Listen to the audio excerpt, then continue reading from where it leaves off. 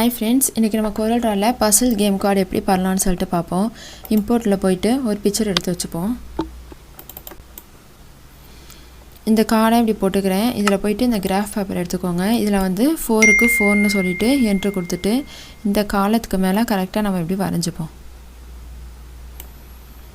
கரெக்டாக இப்படி பண்ணியாச்சா? ஒரு பென் டூல் எடுத்துக்கோங்க. பென் டூல் எடுத்துகிட்டு இதுக்கு நம்ம இப்படி கரெக்டாக வரைஞ்சிக்கோங்க. வச்சுட்டு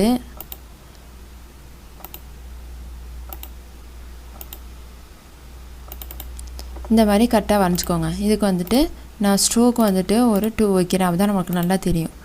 2 வச்சுருக்கேன். இதுக்கு பிளாக் கொடுத்துருவோம். இப்போ இப்படி வரைஞ்சாச்சா? இதை அப்படியே கண்ட்ரோல் டி கொடுத்து இங்கே மிரர் கொடுத்துக்கோங்க. கொடுத்துட்டு இங்கே எடுத்துகிட்டு வந்துட்டு இப்படி கரெக்டாக அதுக்கு கேஃபே இருக்கக்கூடாது. கேஃப் இல்லாமல் வச்சுக்கோங்க. அதே மாதிரியே இப்போ இது ரெண்டுத்தையும் இப்படி செலெக்ஷன் பண்ணிவிட்டு கண்ட்ரோல் டி எடுத்துகிட்டு வந்துட்டு இங்கே எடுத்துகிட்டு வந்துட்டு வச்சுக்கோங்க. கரெக்டாக பார்த்துக்கோங்க. கேஃபே இருக்காத மாதிரி கரெக்டாக பார்த்துட்டு வச்சுக்கோங்க. இப்போ கரெக்டாக இருக்கா? இது எல்லாத்தையுமே குரூப் பண்ணிப்போம். இந்த லைன் போட்டோம்னா இது எல்லாத்தையும் இப்படி செலெக்ஷன் பண்ணிவிட்டு ரைட் கிளிக் பண்ணிவிட்டு குரூப்புன்னு கொடுத்துக்கோங்க. இப்போ இதை அப்படியே கண்ட்ரோல் டி எடுங்க. கண்ட்ரோல் டி எடுத்துகிட்டு இங்கே எடுத்துகிட்டு வந்துட்டு வச்சுட்டு மிரர் கொடுத்துருங்க.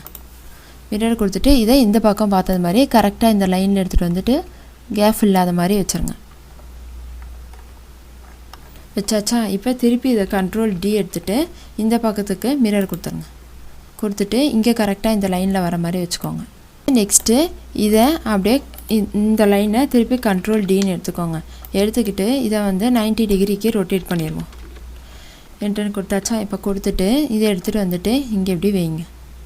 இங்கே வச்சா நம்மளுக்கு கோன்லாம் இருக்கா? அப்போ என்ன பண்ணோன்னா இங்கே வந்துட்டு கரெக்டாக இந்த லெவல் பார்த்து இப்படி வச்சுக்கோங்க. ஸ்கொயர் பாக்ஸ் வந்து நம்மளுக்கு கரெக்டாக வரதுக்காண்டி இப்படி வரைகிறோம். இப்போ பென் டூல் எடுத்துக்கோங்க. எடுத்துகிட்டு இங்கேருந்து இதுக்கு மேலேயே இப்படி கரெக்டாக வரைஞ்சிக்கோங்க. அப்போ தான் இந்த ஸ்கொயர் வந்து நம்மளுக்கு எல்லா பக்கமும் கரெக்டாக வரும். இப்போ இந்த லைனுக்கு பிளாக் கொடுத்துருவோம்.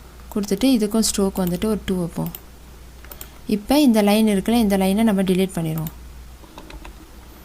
டிலீட் பண்ணிவிட்டு இப்போ இது இருக்குல்ல, இதை அப்படியே கண்ட்ரோல் டி எடுங்க. எடுத்துகிட்டு மிரர் கொடுங்க. கொடுத்துட்டு இங்கே எடுத்துகிட்டு வந்துட்டு இப்படி வச்சுருங்க. இப்போ இது ரெண்டுத்தையும் இப்படி செலெக்ஷன் பண்ணிவிட்டு கண்ட்ரோல் டி எடுத்துகிட்டு வந்துட்டு இங்கே வச்சுருங்க. கரெக்டாக வைக்கணும். கேஃப் மேலே கீழேன்னு போயிடவே கூடாது. இப்போ இது எல்லாத்தையும் குரூப் பண்ணிடுவோம். ரைட் கிளிக் பண்ணிவிட்டு குரூப் கொடுத்துருங்க.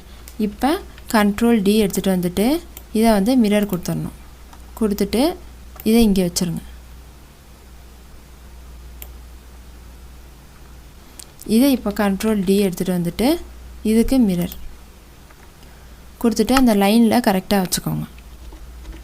இப்போ எல்லாமே கொடுத்தாச்சா? இப்போ என்ன பண்ணணும்னா இந்த விர்ச்சுவல் செக்மெண்ட்டுன்னு இருக்குல்ல, விர்ச்சுவல் செக்மெண்ட் டிலேட்னு அதை எடுத்துக்கோங்க. எடுத்துக்கிட்டு இந்த லைன் இருக்குல்ல, இந்த லைன், இந்த குட்டி லைன் எல்லாத்தையுமே அப்படி டிலேட் பண்ணிட்டே வாங்க.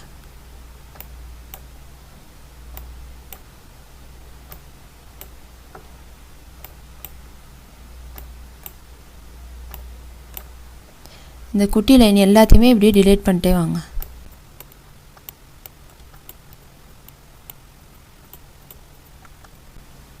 இப்போ எல்லாத்துலேயும் டிலீட் பண்ணியாச்சா? இப்போ கிளிக் பண்ணிவிட்டு இதுக்கு வந்துட்டு இங்கே ஸ்மார்ட் ஃபில் டூல் இருக்குல்ல, அதுக்கு போயிருங்க. இந்த ஸ்மார்ட் ஃபில் டூல் வச்சுட்டு இது எல்லாத்துக்குமே இப்படி கலர் கொடுத்துக்கோங்க.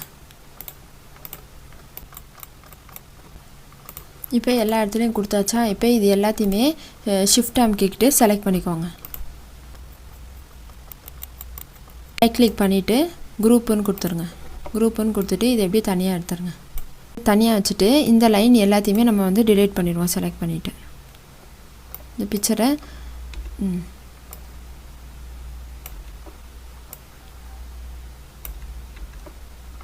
இப்போ இந்த பிக்சரை ரைட் கிளிக் பண்ணிவிட்டு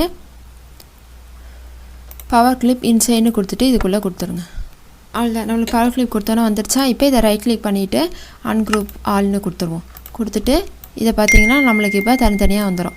இந்த அட்டையை நம்ம பிரிண்ட் அவுட் போட்டுட்டு நம்ம வீட்டில் சின்ன பசங்க இருந்தாங்கன்னா அவங்களுக்கு பிடிச்ச கார்ட்டூனை போட்டுட்டு நம்ம இந்த மாதிரி செட் பண்ணிவிட்டு கட் பண்ணிவிட்டு கொடுக்கலாம். நல்லா மைண்ட் கேமாக இருக்கும். நம்ம ஃபோட்டோஸை கூட இந்த மாதிரி செஞ்சு கொடுக்கலாம்.